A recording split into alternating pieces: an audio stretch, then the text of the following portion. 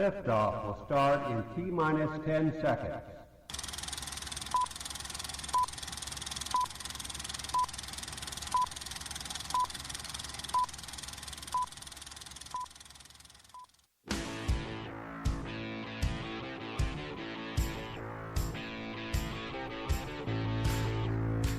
Hey, what's up, everybody? This is Evan and John, and you're listening to the Boomer and X Show.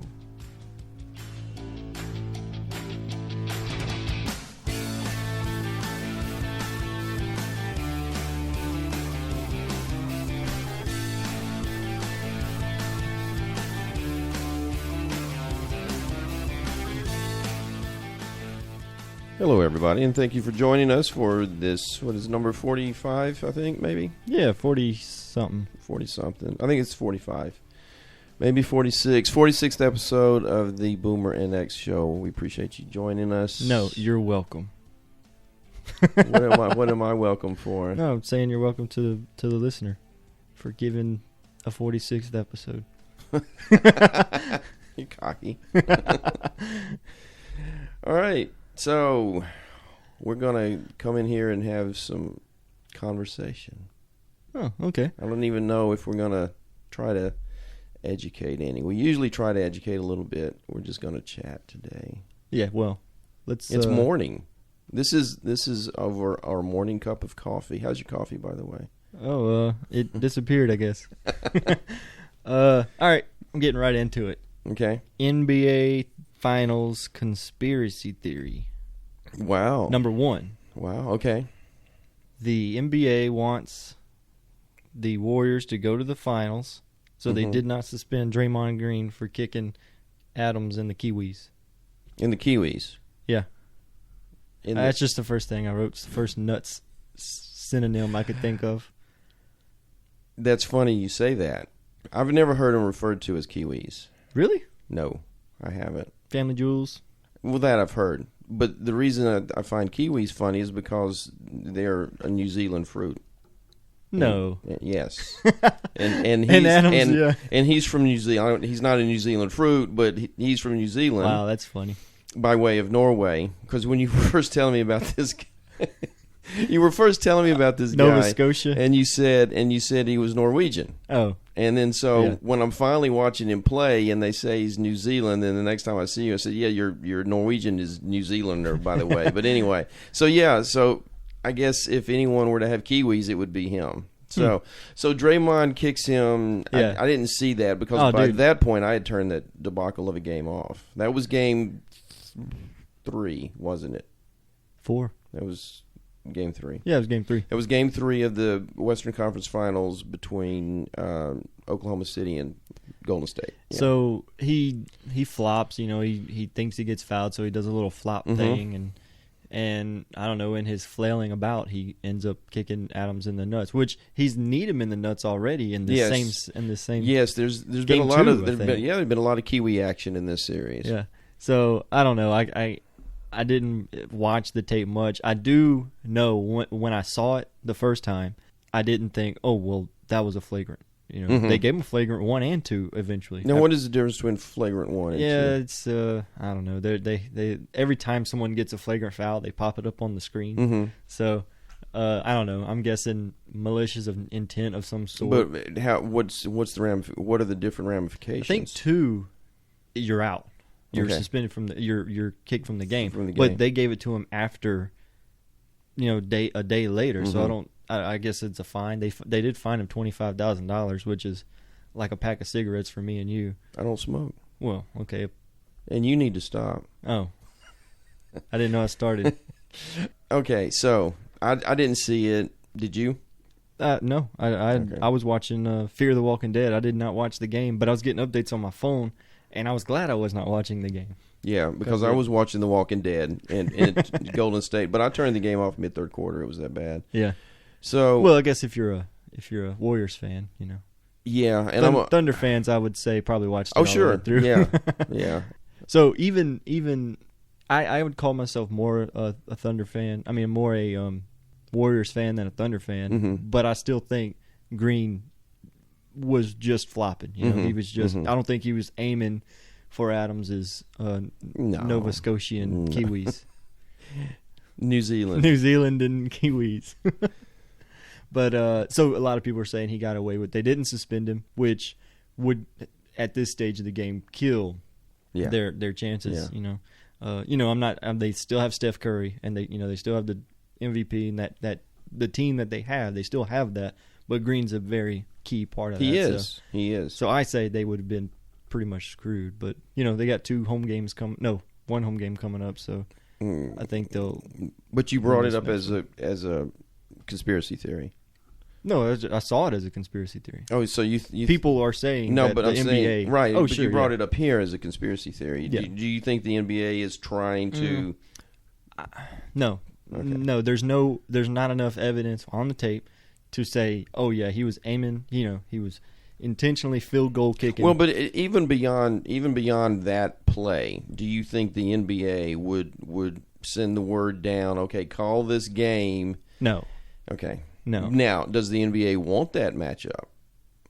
The Cavaliers and the Warriors. And the Warriors, yes. Yes. Yeah, right, I agree. Everyone in America wants that matchup. I agree.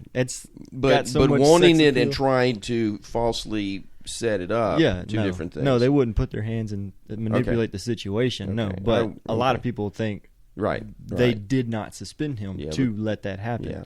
So, yeah. It is what it is. Another conspiracy theory. Okay. The Cavaliers flop on purpose 2 in a row, which I think is outrageous, so they don't have a big, long break. They want to make it go to Game 7 so they can not have the downtime. How do you feel about that one? I think this one's more plausible than the last one. I think now you tell me they do it. If you're telling this to me, I would say maybe one game. Maybe one game. 2, no way. They're not going to flop 2 games on purpose. No way. I'm going to say no way on any of it. And here, because every game represents an opportunity every game represents an opportunity for injury. Okay. And to me, the chance of getting hurt outweighs the benefits of getting cold, staying fresh. Oh, staying fresh. I think, like I said, I think one game maybe, because they know they're going back home and they'll get the lead because it's tied right now 2-2. Well, then why didn't they stay fresh you lose a game or two in the first couple of series so they could quote stay fresh? I don't know. Maybe they learned from their mistakes and now are implementing their new ideas. My vote is 0-2 on the conspiracy theories that you just laid out. So I am 1.5 and 0.5. Okay. I'm only halfway there on the Cavs flopping on purpose. Okay. The Preakness happened. Yeah.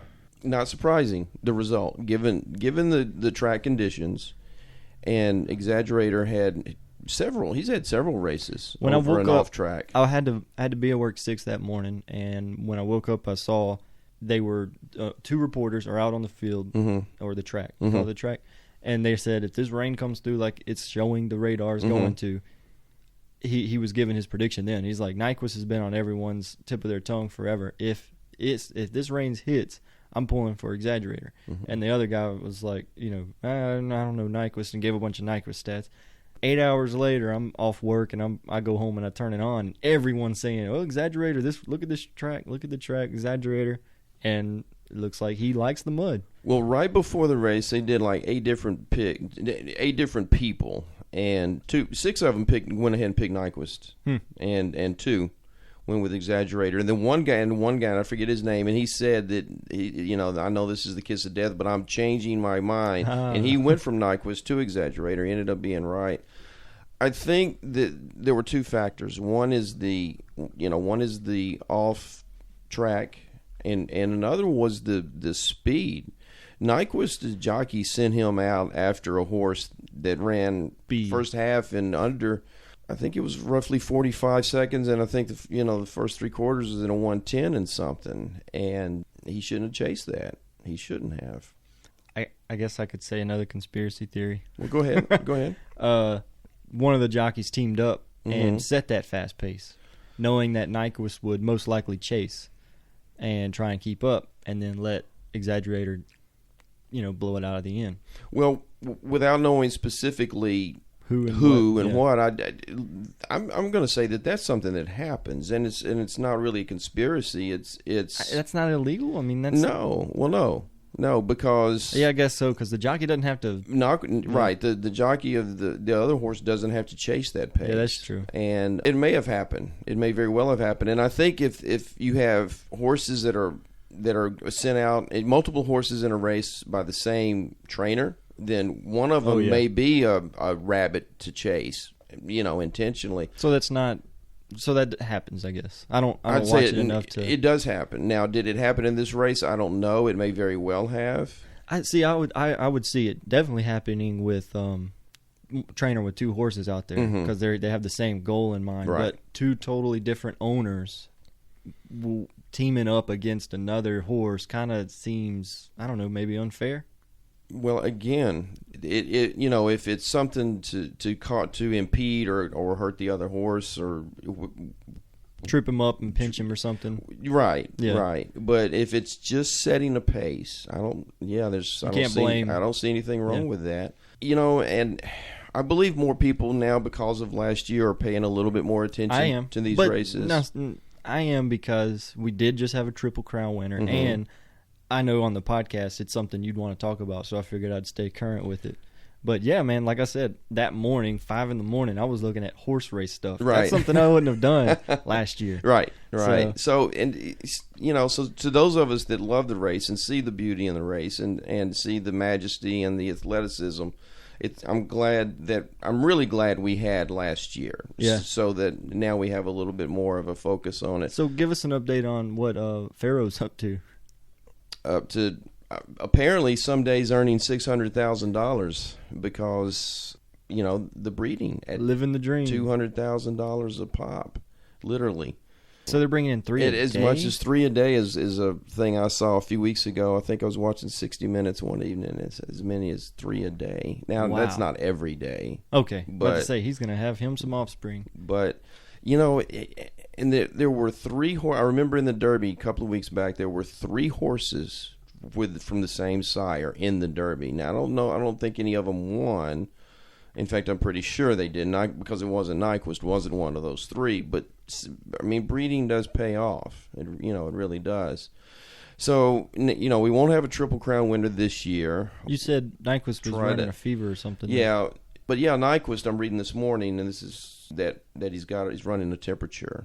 So I don't know enough about the conditioning and fitness of horses. How much it takes it out of them. How much it takes out of him, and how long, what it takes to get back, how much recovery time he needs. But remember, there's 3 weeks between the Preakness and the Belmont, and not 2, so that gives him a little more time. Didn't 2 horses die at the Preakness? On the card, not in that race. Yeah. And so at Pimlico on Preakness Day, the first horse winner just collapsed from, I believe I read, a heart attack on the stage? in the winner's circle. Wow. So on the stage, and he goes up on the little podium, right? And another one, there was a fall. There was a fall, broken leg or something. Yeah, broken cannon bone, and so they had to euthanize him right there on the track. So. And anytime something like this happens, there are the crowd coming up. We shouldn't have horse racing. And look, this is tragic and it's bad, but we shouldn't stop horse racing. I mean, these horses are bred to run. They are taken care of. They are. At this level, people are looking out for their investments, certainly. And I would say most people in this business are horse lovers. Yeah. Most of them aren't just, I need somewhere to throw my money. Horse racing. Right. So when you take the horse lover aspect and the looking out after your investment aspect. I'm sure it's pretty bad in some of these no-name courses somewhere. Yeah, I'd say your rooster fighting type horse racing joints. Where, but again, they've taken steps to regulate that a lot beyond what was going on 30, 40, 50 years ago. So... it's unfortunate. Anytime you have any kind of endeavor, whether it's athletic or otherwise, death occurs sometimes, and it just does. But these animals are treated well and taken care of. So, someone who has averted death, I guess, since we were talking about death, James Conner, Pittsburgh running back. Pittsburgh Panthers? Yes. College? Yeah, okay. college. Hodgkin's lymphoma, he was diagnosed 2014, I believe. Okay. And he's been practicing. He just announced today he's cancer-free. He just got his stuff back, so he beat Hodgkin's lymphoma, not spelled with an F like I put on the screen. It's got a PH. Should have known. But, yeah, he's cancer-free, so he... ACC, I mean, he was killing it in the ACC. Mm-hmm. He's going to be a redshirt junior, I think. And, yeah. So he's going to resume his college career? I think so. Okay. It's kind of, he's been practicing with the team here and there. You know, he stayed training, so he stayed in shape, apparently. So, yeah, he really kicked the crap out of this cancer. Eric Berry, the safety for the Chiefs, he had the same diagnosis around the same time. And I think it was on Ellen or something. They were both on it or something. Anyways, these two kind of met up, and Eric Berry played last year, so he, of course, beat it. No, last year? 2015, yeah. He played last year. So Hodgkin's lymphoma is getting conquered, looks like. Well, good. Looks like we're... At least on a case-by-case basis. Yeah, exactly, yeah. Before we leave sports, real quick, I saw a headline just this morning as we sat down to chat. Johnny Manziel's friends concerned. Geez. Johnny Manziel again. That he's apparently, according to this TMZ quote, he's snorting coke in front of people he barely knows. And this picture of him looks like a scrawny 15-year-old. I can't even believe it's him. So without getting into all of that, let me ask you this question: does Johnny Manziel ever play another down of NFL football? In regular season football, I'm not talking about being on somebody's third string August. We're going to give you a tryout. Yeah, I think so. Regular season football. I think so. No. I vote no. I think he will. Never play again. I think he will. I think Tiger Woods has a better chance of winning a major. That's, for those of you that don't listen all the time, that's just a reference to an old bet. An old expunged bet. Yeah. Yeah, I was relieved of having to live up to that bet. Yeah, so I don't know. I don't think he'll do what it takes to get back on a field again. Probably not ever, but certainly not make somebody's squad, make somebody's 54-man roster. Yeah, and play in the regular season. I don't see it happening. I think he might. I think he won't. $1 million? How about we do CFL? No. Yeah, maybe goes to... No. $1 million bet. No, I'm not putting $1 million on Johnny Manziel's coming back to the NFL. Because he's been through, I don't know how many agents in the past couple of months. Yeah, he can't even keep an agent. Yeah. Which I think is probably easier to do than to make a squad. Probably. Let's take a quick break, and then when we come back, we'll talk about some other stuff. Okay.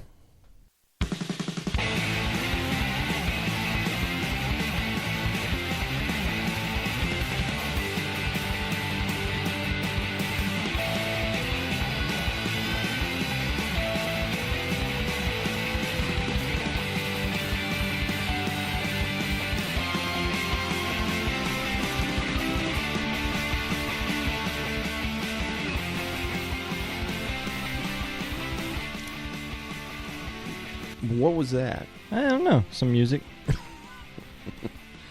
Here I am trying to get you to play something from Rocky soundtrack, and you throw that stuff in on me. Okay. Hey, we can play Rocky. Dun, dun, dun, dun, dun, dun. Yeah, actually, this one, and look, "Gonna Fly Now" is a very good song, and if I remember correctly, reached number 1 on the Billboard charts. I'm pretty sure it did. Wow. But this "Going the Distance" is actually, to me, even a better piece of music. That's like is it the training montage song? I don't know if it's a training montage or late in the fight. I think it's one of those like pump you up kind of songs. Yeah, it's like I would run to that song. I would run. And I hate to run, and I would run to this. I would run to this. You would run to that? I would, because it's 2 minutes and 40 seconds long. Yes. You'd sprint and be done. No, I can't sprint for 2 minutes. I'd be dead. Then the next show would be the Boomer was gone. Right, the X show. All right, so Olympics coming up. Rio. Oh man, we should have played some Olympics. Rio. So there's a lot of. We'll have time to play. I mean, it's August. We'll have time to play Olympic music. That's true. I'm sure it's copyrighted like crazy too. So. Zika. We haven't talked about it. No, we haven't talked about it. I want to do a breakdown of it because we're still finding stuff about it all the time. This virus. Well, we're trying to find out about it, but guess what? We can't get funding from Congress to battle it. Huh. So now this probably doesn't affect me because it's from what I hear, from what I read, newborns and pregnant women. Well, it you can have it and not even know you have it, but it's the passing it on to a newborn. Yeah. That's the problem. Like, so if you're wanting to have kids one day and you and your wife go to the games in Rio, and she gets it, and then 2 years from now y'all have a kid and it's got problems. Well, you probably got it. You don't have to go to the games in Rio. There's already that's true. There's it's already America. And we live on the Gulf Coast in mosquito country. So yeah, I guess the reason I say Rio is because that's all right. Say you're a virus maker and you want to doom and gloom, kill as many people as you can. Where would you put this deadly virus? Yeah, I see. Yeah, yes. You would put it where hundreds of thousands of people are coming to one spot from all around the world, and then going back home, and then go back home. Right. And here's the deal: it's like an apocalyptic movie. It's not just transmitted by mosquitoes; it's sexually transmitted. Mm-hmm. So you could go to a part of the world that doesn't have mosquitoes. Yep. And if you've got the virus, where's that? Antarctica? Well, no, there's. Well, So what I'm getting at is I think they're everywhere. Because even Alaska has mosquitoes the size of buzzards. So yeah, I guess pretty much everybody has. Yeah, so can't get away from mosquitoes. So, yeah, it's it apparently is a problem, especially if for babies, newborns, and it's messes with their brains somehow. I don't know enough to. I know it's a problem with babies being transmitted to newborns. So we obviously can't cancel the games. Has that ever happened? Not because of mosquitoes. But I think during World War II we had a cancellation of Olympics. I'm pretty sure that would make sense. But in Rio apparently has. I don't want to say pandemic, but they have a bigger problem than we do with it in other countries. Well, yeah. So, are we gonna see hashtag boycott Rio on Twitter here coming up? Here's one thing that bothers me a little bit about this. Remember a couple of years ago with Ebola, the media and the politicians were all up in arms, and the experts, for the most part, we're saying we've got this, we can handle it, and they did. The script is flipped on this thing. The media and the politicians are, but the experts are really, really, really concerned. So that bothers me, and that concerns me. But I think one thing that it's okay. Well, why? Why is the public consciousness not quite as high on this one? I guess because it's not as as scary. Yeah. But see, it is to newborns. Yeah. But the images of people just getting violently ill and blood coming out of their eyes and everything. I mean, that's the kind of stuff that gets people worked up. And apparently, birth defects don't as much, and that's kind of sad. So, I mean, I've just heard about the Zika virus, but it says health authorities have known about the Zika virus for decades. Significant public health risks have only recently been identified. I think as we get closer to the Olympics and we find out a little bit more about it, it'll be an ongoing story during the Olympics, certainly. So we'll stick with it. We'll cover it. There have been calls to cancel or move the Olympics due to the risk of the Zika virus. Concerns have also been raised by both athletes and journalists. I saw Rory McIlroy, the golfer. Mm-hmm. He's not going. Really? Yep. He said he wants to have kids one day. Well, then I guess it's best he doesn't go. So, I mean, I'm guessing that's one of many to come that probably don't go for that fear. And he's in the Olympics. Really? Yeah. Well, not this year. That's what he's saying. It says most likely will miss Olympics over Zika virus. So he's not, like I said, not going, but possibly not going. We'll keep abreast of the Zika virus situation, and I'm looking forward to talking when we get to the Olympics, assuming there is an Olympics. I'm looking forward to talking about it on the podcast. Let me ask you that: are you a big Olympic watcher? Yeah. What's your favorite? Winter, summer, both? Yeah. One more than other? Let's see. Yeah, I would say I probably just when I'm at the house, it's on. Mm-hmm. So winter and summer. Yeah. Same here. I watch it a lot. I really like the winter, especially you've got all the scenery and the snow. And what's the thing where they ski and then shoot 22s at something? Yeah. What is that? Oh shoot! That's what I never understand what they're doing, but I just love watching it. You know what? Is that the Biath? It's some kind of some. Yeah, if you hadn't asked me, I would have. Yeah, but yeah, I know what you're talking about. Cross country skiing, and then they stop and they shoot at a target, and then yeah. And you're gonna probably laugh. One of my favorite winter events, curling. I was gonna say curling. Yeah. I will actually watch. I watch it too off season. Like now they have curling, and I've watched it. And Katie's like, "Are you kidding me?" And I'm down there like, USA, and it's, April of last year. Now, I will just watch it during the Olympics, but I do watch Olympic curling. I do. It's interesting. So, one question I had about the Zika virus, you think it's going to overshadow the games? I don't think it'll overshadow the game, but it will definitely impact. I think it's going to change. Yeah, it'll impact. I think it's going to change. You've got people pulling out. You've got athletes that are already pulling out. Well, right now we have one golfer. No, I'm reading about more. Really? Yeah. Okay. There's more. Okay. So, Vijay Singh, Australian, he's the... Vijay Singh, he's a golfer from Fiji, I think. And Vijay Singh. Yeah. Okay. Vijay Singh. Okay. Mark Leishman, they've already pulled out because of the Zika virus. So there's more. This list is going on and on. But yeah, they are, I guess they want their kids to be healthy one day. So it is scary for your future unborn kids, of course, because right now we don't know of any other problems that it causes to adults or.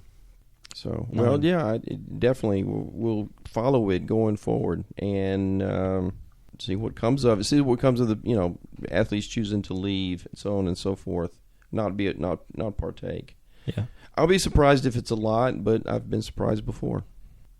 Let's go into politics. What politics news do we have? Okay, let's bridge sports and politics here for a minute because we always do that in some way. This is the perfect segue. It seems Donald J. Trump, who calls global warming a hoax, is also applying for an environmental impact approval to build a seawall adjacent to his Irish golf course because of flood.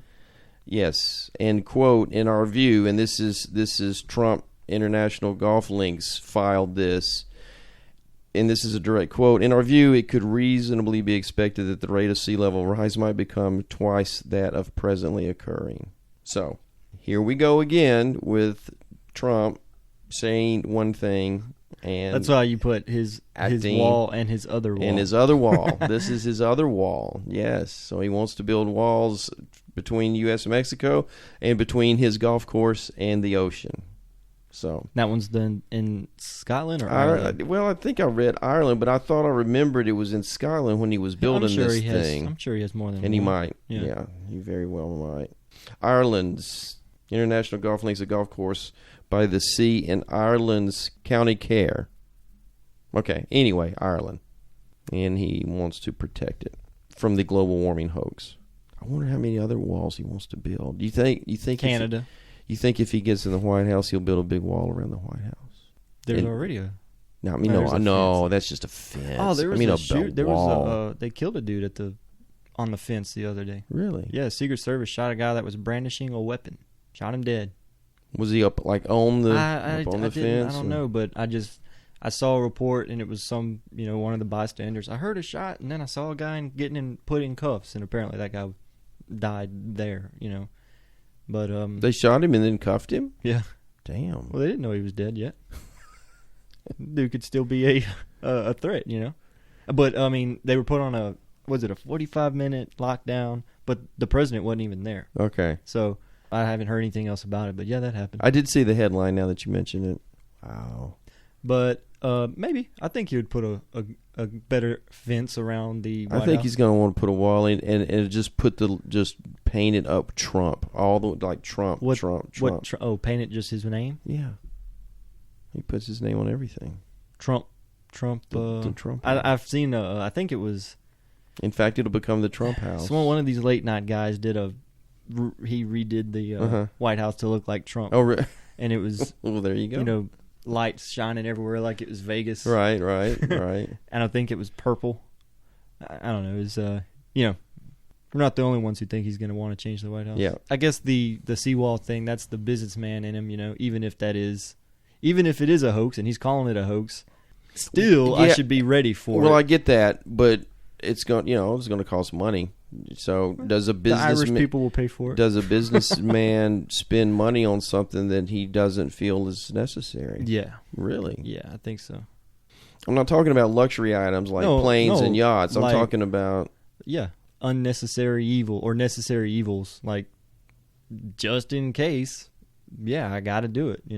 I think that's what. But if you really believe something is a hoax, if I really believed something was quote a hoax, I wouldn't spend money to protect myself against it. Well, Donald J. Trump would.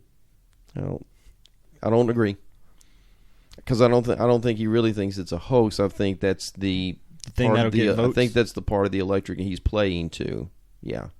So there we go. There's our segue from sports to politics. So now that we are on the politics / current events train, let's keep it rolling. Carry us forward. So dark money. We kind of referenced dark money when we were talking about campaign ads. Mm-hmm. That's, I want to say, most of the time probably what's funding campaign ads. Would you probably agree with that? I don't know. I guess maybe because more money goes there. And of course we had this whole Citizens United ruling a few years ago by the Supreme Court that the political right seems to be okay with, political left wants overruled, overturned. Let me say this: dark money is there's no winner here. It doesn't help anybody. It doesn't help left or right side. Everyone kind of loses with dark money being, because whoever gets elected will owe somebody something, and I don't like it. So you want money out of politics? You want for the most part. I don't think I agree with the whole. There's a law that you can't directly deal with corporations, right? I don't know. But a politician can't directly deal with Just define deal with. Take money, like you can't walk over to Google as a politician and say, "Hey, give me money," But you can put it in a PAC or a super PAC. Is that what you're saying? Yeah, that's what dark money is. Yeah, so you can't legally do that. You can't work hand in hand with them, but they can give the money to a 501c4, a what do you call them? Non-profit. Mm-hmm. Non-profit organization. Yeah. Okay. So a non-profit organization, you can give their money there, mm-hmm. and it's non-disclosed. Right. So you don't know who's giving the money. Right. And they can then do whatever they want to with that money, helping you or hurting you. Yes. And it's a loophole that you're still dealing with them, but you're not. So you say no one wins. But obviously someone thinks they win or they wouldn't be putting money in. So who is thinking they're winning? The general population doesn't win. Oh, somebody's winning. Okay. But therefore the voters don't really win. So special interest wins. Yeah. Okay. for instance, $100,000 check will get you a FaceTime with the president for X amount of hours or whatever. You know, go jogging with the president, $25,000. But what does that get you? Something it doesn't get me. I know, but in terms of influence, does it get this person? Let's say, okay, the example you just used. Someone wants to spend $100,000 to go jogging with the president. First of all, I don't know that anyone other than the Secret Service goes jogging with the president, but for the sake of this conversation, we'll go along with it.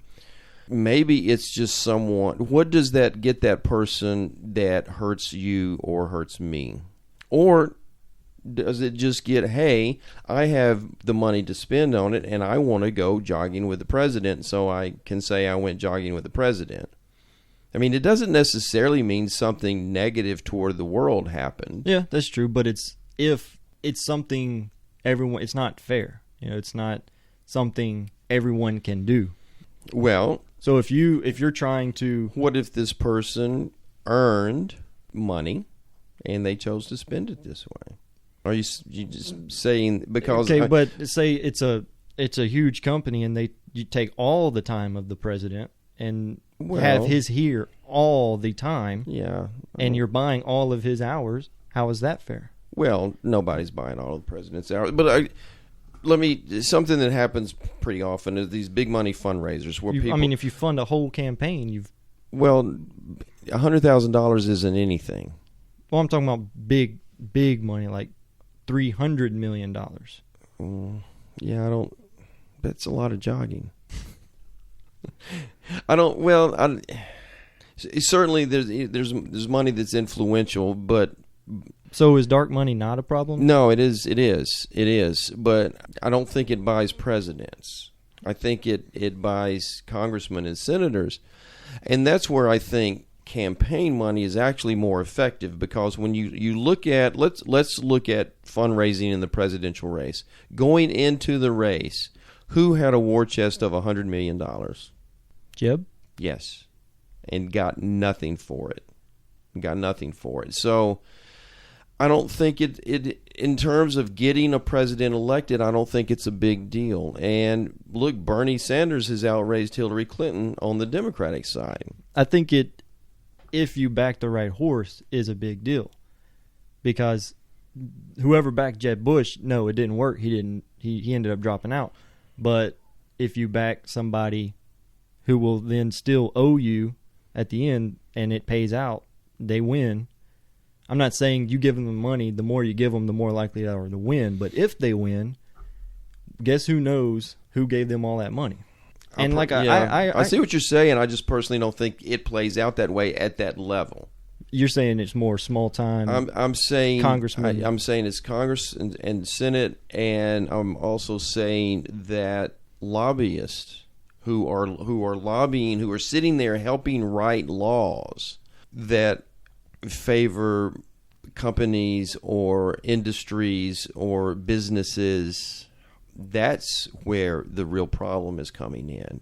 Not that the president, somebody gave $1 million to the president directly or indirectly or anything like that. I think the problem with money and influence is that there are lobbyists that are sitting there and are constantly working with the law writers and passers. I think that's where the problem is. And another thing, and this is something you and I have talked about, maybe not on the show, but just personally, the fact that representatives are constantly running for re-election. They're on 2-year terms. Yeah, and as soon as you take office, you're raising money. And if you are that dependent on your money raising, and they are, I think that's where the influence is a lot more dangerous there than with the president. Yeah, because, I mean, when did Hillary start actually campaigning? You know, even though she hadn't said, I'm going for president, I mean, it started probably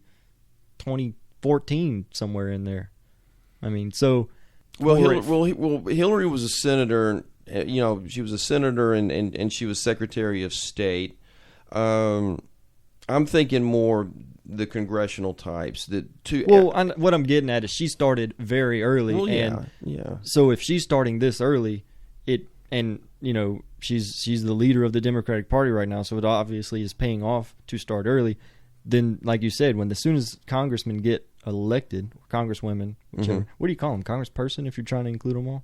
I guess. Yeah, a congressperson. As soon as they take the oath, if they do. They do. Okay, as soon as they take the oath, they're campaigning again. Yes, they start by lying. Yes, with their hand on the Bible. I assume they're all touching a Bible. So, yeah, you're right. They start by lying. And then they go about getting money. And again, at that level, I would say, you scratch my back, I'll scratch yours is a big part of it. If you have some kind of backing that all right, for your next 6 runs, I got you, then you're bought. Yeah. Yeah, I'd say buying a congressman is something that happens. Yes. Yeah. And it's not rare. Because, I mean, they're out in 2 years, and they're out in 2 years. And again, you can run a negative campaign against a congressman, or let's say for some reason that a congressman gets on the bad side of the NRA. I mean, the NRA will buy an ad spot. You can obviously buy local ad spots without spending a whole lot of money. And guy is a communist because he wants to take away your gun, and boom, right there. So those guys are vulnerable. The congressmen are vulnerable to that kind of activity, and I'd say that's where the money. To me, straight to the president or backdoor to the president is I don't.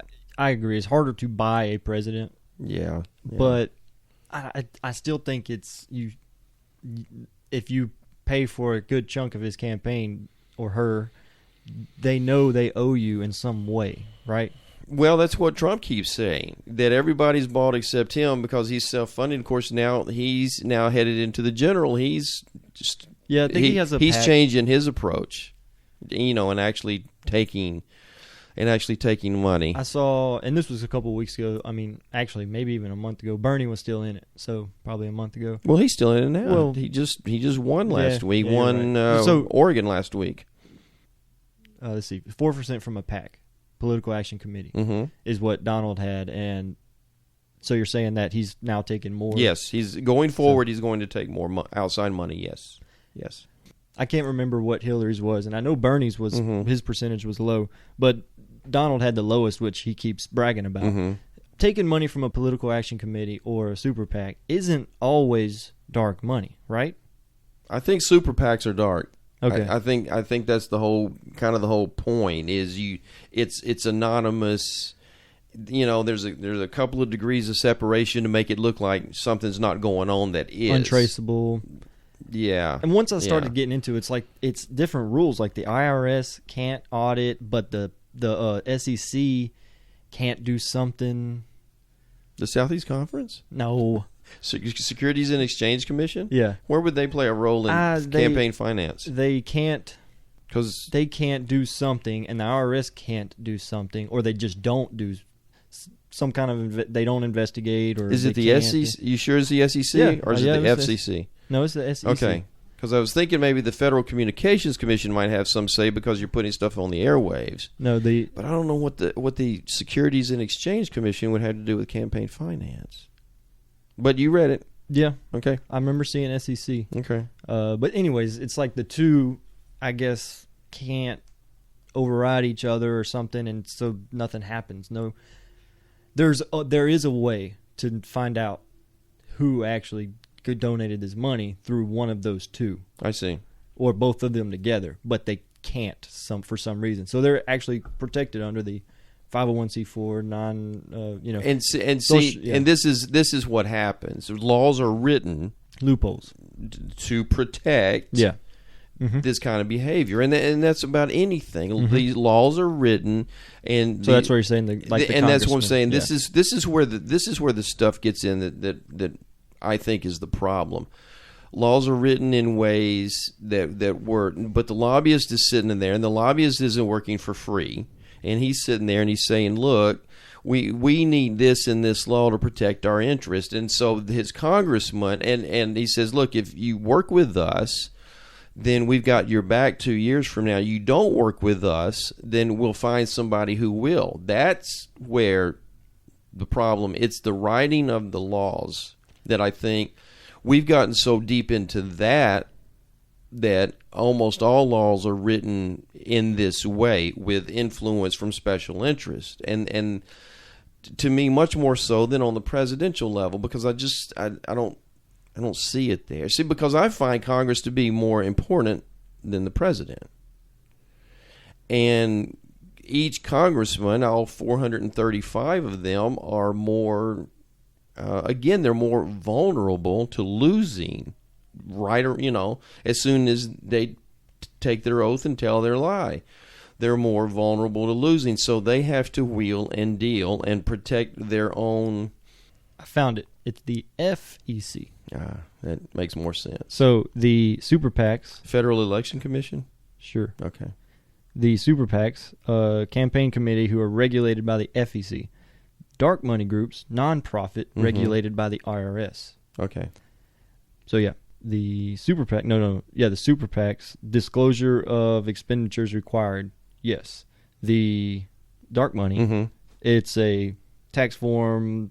Technically, it's usually delayed for years or more, and the campaigns are almost always done, and elected has happened by the time any news comes of it. Right. So yeah, that's I guess what I'm getting at. It's when you do push to get answers, it's just delayed and takes forever, and by the time you get them, it doesn't matter what answers you got. Yeah. I will say this: the dark money, the 501c4, they're supposed to be social welfare or another one. They're supposed to be. That's what they're supposed to be for. Okay. Social welfare or trade association. 501c4 is what this non-profit organizations are. 51% of their money needs to go to whatever they say they are for. The other 49% can go anywhere. That's dark money. Well, but keep in mind that money that's not all funneled to presidential elections. That could be a local mayor right. thing. Well, that's what we're talking about. It could be small time. It could be local mayors and stuff. I know it probably isn't. But because that doesn't matter. The mayor of Youngsville, Louisiana, doesn't matter. But the congressman representing the district that Youngsville, Louisiana, is in does matter. Yeah, this is national. This is national stuff. Yeah, and again, that's where the problem is. You write this law the way we want it written, or 2 years from now you'll be looking for work. That's the problem right there.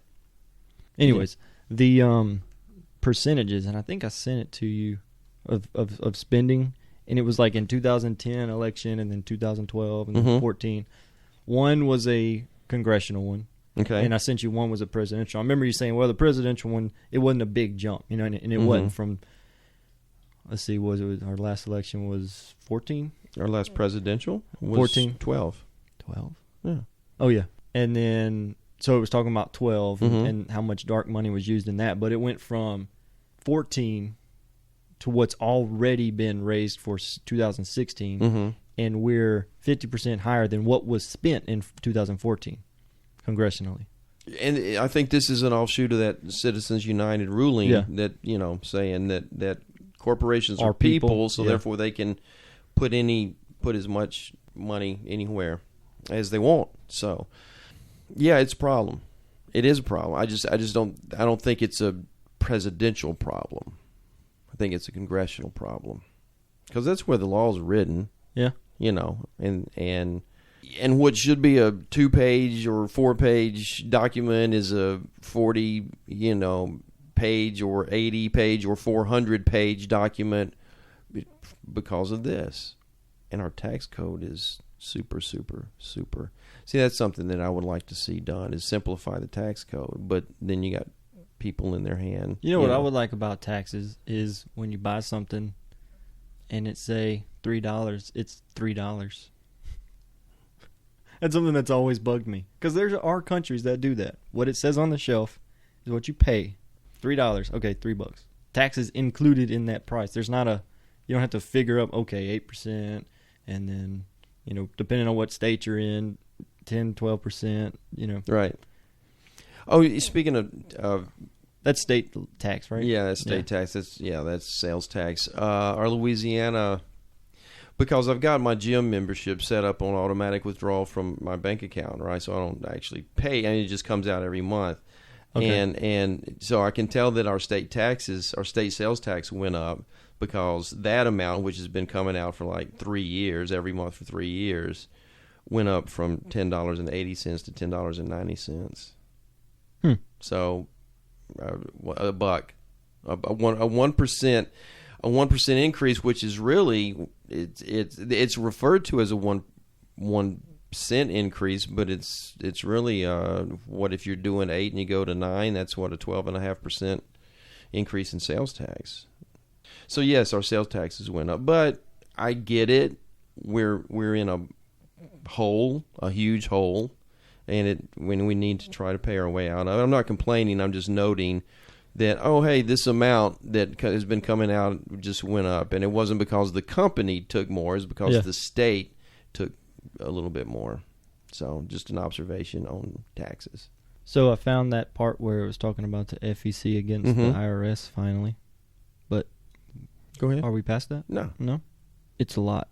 Essentially, in 2010, the Citizens United versus Federal Elections Commission in 2010. Okay, right. That was the yes, most boring title in the world. You think, oh well, Citizens United versus Federal Election. I don't care about whatever that is. I don't care.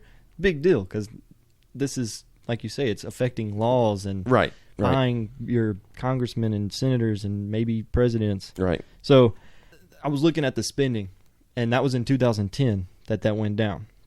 The boring titled thing. Spending since 2010 has. Let me find it. This is why I like the iPad, because it's just all there. We need Jeopardy. We need Jeopardy music. No, we'll just cut it out. No, but I'm saying we need Jeopardy music. Start singing. Anyways, it was mind-boggling, the jump. Okay, from $5.2 million in 2006 was the non-disclosed donor amount. Okay, $5.2 million to over $300 million in the 2012 presidential cycle. Wow. More than $174 million in the 2014 midterms, which you said is the big deal with congressmen and women. Well, but also keep in mind that on those presidential elections, Congress is up every... That's true. It's every 2 years. It's every 2 years. Yeah. Every one of them every 2 years. Yeah, every one of them every 2 years. All of them every 2 years. 5.2 to $300 million. And that was just in 2012. Yeah. Just think of what it'll be this year. And, it's going to be a $1 billion election. So, see, there you go, from $5 million to $1 billion. Because one law was, it's okay to do this. Yeah, right. So... Yeah. So obviously, a lot of people, and by people I mean corporations, feel like they're getting something for their money. Yeah. So, if you back the right horse, I'm done with dark money. Do you have anything else? No, I don't think so. I had a summertime PSA announcement. I did that because John can't stand when people use an acronym, but then. Like an ATM machine. Oh my God! Or a VIN number. Yeah. I heard the one just the other day. Yeah, the VIN number is no. It's the VIN number isn't. Yeah. So, but you saw a reference to a PSA announcement, didn't you? Yeah, a PSA. Childhood vehicular heat stroke deaths. It's people leaving a kid in the car. Exactly, leaving a kid in the car. Heat stroke, messes. Your body overheats and everything starts shutting down. Right, yeah. Okay. Yeah. So far in 2016, we've had 8 childhood vehicular heat stroke deaths. In the U.S.? In the U.S. Okay, 8. Okay. 8. Last year, we had 24. Okay. So, definitely, raise awareness. Yeah. I mean, it gives you the breakdown of the ages of the children in each state. It gives you all that. I'm going to say they're almost all 3 and under. No, not always. It gives you the temperature. No, they're not all 3 and under. They go all the way up to 14 years old. How the hell did you leave a 14-year-old? Wow. Okay. Anyway, yeah. I mean, it's tragic. Yes. So, I could just get into we talked about this on the on the global warming episode. An 80-degree day outside, 80 degrees, in an hour. Guess how hot it gets in that car? I'm going to say 130. 123. 123. In an hour. So your body, if it gets over 100, 2 degrees, stuff starts overheating. 107 degrees, stuff shuts down. So you're in 123 degree. You do the math. How long could you sit in that but before you open up the door and leave? Yeah. So these people, noheatstroke.org, they're putting out awareness. Never leave your child unattended in a vehicle, not even for a minute. If you see a child unattended in a hot vehicle, call 911. I hear stories about people just busting the glass and getting the kid. I think I would do that if I saw the kid was in dire need, I passed out maybe. I think I would do it. If I just see a kid sitting in there playing with the toy, I'm not busting the window. Yeah. But if I see a kid slinking down in his seat, I think I would. My first reaction is going to say call 911 because and that's what they say. Because usually 911 can be there in under 2 minutes. Yeah. Say, look, I just came in. There's a parking lot. I'm in the parking lot, Walmart parking lot, and there's a kid in this car and it's locked up. Can you send and I would say a cop's going to be there in 2 minutes. Yeah. And they're going to probably bust the window anyways. But But yeah, like I said, it's kind of I guess a judgment call. They don't say anything about busting any windows. Right. That's just me. Another one, be sure to all occupants leave the vehicle when unloading. Don't overlook sleeping babies. Always lock your car. Ensure children do not have access to keys or remote entry devices. Teach them to not play in your vehicle. It's not a gym. Right. If a child is missing, always check the pool first. That's reasonable. Yeah. And then the car, including the trunk. Keep stuffed animals in the car seat, and when the child is, put him in the front seat. Okay, so when you're getting out, you see the stuffed animal, and you think to look in the back. Okay, that's I've seen another one where you take off your shoe and put it in the back seat. Your non-driving shoe, your left foot, if you're so and put it in the back seat by the kid. So when you get out, you're like, well, dang, I'm missing a shoe. I get it. Okay. So you have to go to the back seat where your kid is at. So yeah. Also, all of these go to pets too. I was about to say, let's throw in the let's throw in the pet as well. Yeah, pets. I don't think people drive around with their dogs a lot more than they do with their cats. Yeah. So I don't think I've ever seen a cat just riding around. Don't leave your dog in a car and say, well, he's a dog, he's tough, he can handle it. No, don't. Yeah. Don't do it. Don't do it. I've done it. You've left I've dog sat for you before, and I remember I had to go grocery shopping, and I got up early and went and did it in the morning, but just so I could take Bo with me. And leave him in the car because he would fuss when I would leave him in the apartment, and I would take him and leave him in the car at 70 degrees in low angle light as opposed to 90 degrees, and just don't do it with your dogs either, and your kids certainly. Is that our PSA announcement for this episode? Yeah, sure. Are we going to start doing PSAs? Just when it's relevant, I guess. It's starting to get hot. Yeah. We've already had 8 this year, so that's kind of scary. Yeah. It's not even summer yet.